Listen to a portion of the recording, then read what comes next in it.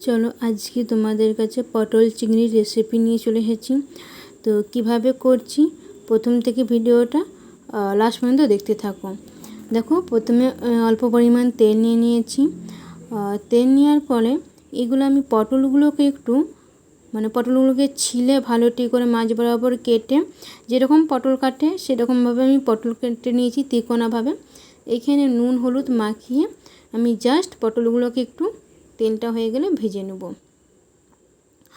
তো পটলগুলোকে তেলটা হলুদ নুন মাখিয়ে নিয়ে তেলের মধ্যে ছেড়ে দিয়েছি। আর পটলটা যেহেতু দেখো আমরা অনেক সময় দেখা যায় ডুবো তেলে পটল ভাজি, কিন্তু আমার একটাই তোমরা জানো প্রত্যেকেই যে আমি খুব কম তেলে রান্না করতে খুব ভালোবাসি, এবং কম তেলে রান্না করলে সেটাও খেতেও টেস্টি হয়, সবসময় আমি বলে থাকি। তো পটলগুলোকে এইভাবে আমরা ঢাকা চাপা দিয়ে করলে তো কম তেলের মধ্যেই হয়ে যাবে। তো আমার এখানে পটলগুলো থালা চাপা দিয়ে আমি অল্প আঁচে ভাজছি। আর এইখানে আমি জিরে বেটে নিয়েছিলাম। তো জিরে বাটার পরে আমি তার মধ্যে হলুদ গুঁড়ো, তারপরে চিকেন যে মশলাটা দাও না, চিকেন কষা, সেই মশলাটা দিতে পারো তোমরা। মশলার পাউডারটা আমি একটু দিয়ে আর হলুদ গুঁড়ো দিয়ে জিরে বাটার যে জলটা ছিল সেটা দিয়ে একটু বাটির মধ্যে লিকুইড একটা পেস্ট করে আমি সাইডে রেখে দিয়েছি। এধারে দেখতে পেয়েছি ওই তেলের মধ্যেই কিন্তু পটল ভাজা হয়ে গেছে। দেখতে পেয়েছি তেল কতটা রয়ে গেছে। তো যেই পরিমাণ তেল দিয়েছিলাম সেই পরিমাণেই তেলটাই রয়ে গেছে, দেখতে পাচ্ছ তোমরা। থালা চাপা দিয়ে দিয়ে সবসময় করবে, তাহলে খুব তাড়াতাড়ি সিদ্ধও হয়ে যাবে আর খুব কম তেলের মধ্যেও হয়ে যাবে, এবং কষিয়ে কষিয়ে করলে রান্নাটা খুব ভালোও হয়। এখানে আমি ওই তেলের মধ্যেই আলু ভেজে নিয়েছি, আমি আর এক্সট্রা কিন্তু তেল ইউজ করিনি, তোমরা দেখতেই পাচ্ছ এখানে। তো এইখানে আমি কি করব না, চিংড়ি নিয়ে নেব। এখানে আমি চিংড়ি নিয়েছি 300 গ্রামের মতন চিংড়ি নিয়েছি, যদিও বা চিংড়িটা অল্প পরিমাণ হয়ে গেছিলো। তো যাই হোক, পটল চিংড়ি তো অল্প চিংড়ি দিলেও কাজ চলে যায়। তো এইখানে চিংড়িগুলোকে আমি ভালোটি করে ধুয়ে বেছে রেখেছিলাম, নুন মাখিয়ে রেখেছিলাম। এইখানে ওই তেলের মধ্যে কিন্তু আমি চিংড়িটাকে আমি ভেজে নিচ্ছি। চিংড়ি ভাজার সময় দেখা যায় অনেক সময় জল বেরিয়ে আসে, সেটা ঘাবড়ানোর কিছুই নেই, ওইটা অটোমেটিকলি ওই জলেতেই চিংড়িগুলো ভাজাও হয়ে যাবে। তো এইভাবে আমি ভেজে নিচ্ছি। যেহেতু অল্প তেল দিয়েছিলাম বলে দেখো কড়াইয়ের চারদিকময় চুয়া চুয়া টাইপের একটা হয়ে গেছে, কিন্তু এটা ঘাবড়ানোর কিছুই নেই। তো প্রথমে তেলটা দেওয়ার পর পটলটা যখন ভাজছিলাম তখন একটু জোর আঁচে হয়ে গেছিলো বলে ওই ধারে লেগে গেছিলো, কিন্তু হালকা আঁচে করলে আর ধারে লাগবে না।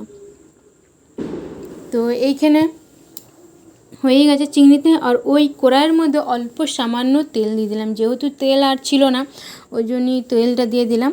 তো আমি এইখানে তেজপাতা দিয়ে দিচ্ছি, শুকনো লঙ্কা দিয়ে দিচ্ছি, আর জিরে বাটার সঙ্গে কিন্তু ওইখানে কাঁচা লঙ্কা বাটাও দিয়েছিলাম আমি, তোমাদের কাঁচা লঙ্কাটা বলতে ভুলে গেছিলাম।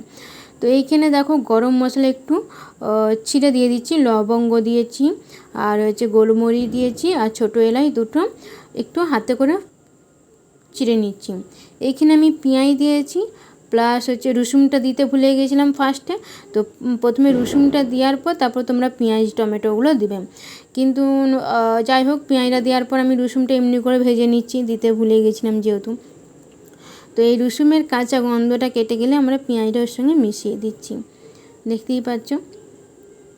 আর খুব তেল কম দিয়ে ভাজছি বলে তোমাদের কাছে মনে হতেই পারে এটা কি টেস্ট হবে। হ্যাঁ, তোমরা কম তেলে খেয়ে দেখো, শরীর সুস্থ থাকে, প্লাস মন ভালো থাকবে, প্লাস রান্নাটাও ভালো হবে। একটু টাইম নিয়ে করবে তাহলে রান্নাটাও কিন্তু খুব ভালো হবে। আর এইখানে সত্যি পুজোর একটা ভাসান চলছে, দেখতেই পাচ্ছ, বম ফুটানো হচ্ছে, প্লাস একটা মাইক বাজছে। তো এই তা করতে করতে এখানে টমেটো দিয়ে দিয়েছে। এইখানে আমি 1.5 মতন পেঁয়াজ নিয়েছিলাম আর একটা টমেটো কুচি করে নিয়েছিলাম। তো থালা চাপা দিয়েও এটাকেও আমি কষিয়ে নিচ্ছি। সব কিন্তু আমি থালা চাপা দিয়েই কষাচ্ছি। এখানে মেন ইনগ্রেডিয়েন্ট যদি বলতে চাও তাহলে থালা চাপাটা ফার্স্ট ইনগ্রেডিয়েন্ট বলা যায়। কম তেলে চাপা দিয়ে ভালো করে কষি করলে একটু টাইম লাগে ঠিকই, কিন্তু খেতেও ভালো হয়, শরীরের পক্ষেও ভালো হয়। যে বাটির যে লিকুইড যে মশলাটা ছিল যেটা করে রেখেছিলাম সেটা আমি ওর উপরে দিয়ে দিলাম। তো এটা কষানো হয়ে গেলে আমি এখানে পটল আলু চিংড়ি সব দিয়ে ভালোটি করে কষিয়ে নেব। এখানে স্বাদ অনুযায়ী নুন দিয়ে দিয়েছি, তোমরা নুনটা অবশ্যই স্বাদ অনুযায়ী দেবে। তো যাই হোক, আর তোমাদের কাছে একটা কোশ্চেন থাকবে, দেখো আমরা প্রত্যেকেই চাই হেলদি খেতে, কিন্তু আমরা অনেক সময় দেখা যায় বাচ্চা বলো বা যারা সার্ভিস করে তারা প্রত্যেকেই বাইরের জিনিস আমরা খেয়ে থাকি। কিন্তু যদি বলতে হয় আমার রিকোয়েস্টও বলতে পারো বা আমার অনুরোধও বলতে পারো তোমরা। দেখো বাইরের জিনিসটা যতটা অ্যাভয়েড করা যায় ততটাই ভালো আমাদের শরীরের পক্ষে। তো বাইরে যদি আমরা একটু একটু করে যদি চেষ্টা করি, দেখো আমরা একবারে কেউ চেঞ্জ করলে সেটা ডিপ্রেশনের মধ্যে দিয়ে চলে যাব। কেননা দেখো কেউ যদি রোজ বিরিয়ানি খায়, তো বিরিয়ানি যদি আমরা না খেতে পারি একদিন, সেখানে আমাদের কিন্তু মন খারাপ হতেই পারে বা এটার দিকে আমার ডিপ্রেশনে চলে যাব।